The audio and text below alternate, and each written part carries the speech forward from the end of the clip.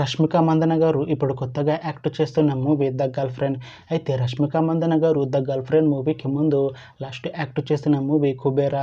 అయితే ఈ కుబేరా మూవీ ఈ మధ్య రిలీజ్ అయ్యి మంచి హిట్ అయింది.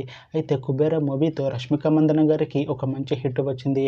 అయితే రష్మిక మందన గారు కుబేరా మూవీ రిలీజ్ తర్వాత కాస్త టైం గ్యాప్ తీసుకొని ఇప్పుడు మళ్ళీ ఈ ద గర్ల్ ఫ్రెండ్ మూవీలో యాక్ట్ చేస్తున్నారు రష్మిక మందన గారు.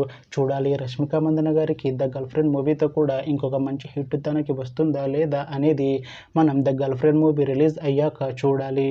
అయితే the girl friend movie team ఈ మధ్య ఒక చిన్న టీజర్ని అలానే ఒక పాటని విడుదల చేసింది. అయితే వాటికి మంచి రెస్పాన్స్ వచ్చింది. అయితే ఈ మూవీ టీం ఈ మధ్య షూటింగ్ని కంప్లీట్ చేసుకున్నారు. అయితే ఈ మూవీ టీం మాత్రం చాలా కాన్ఫిడెంట్గా ఉన్నారు.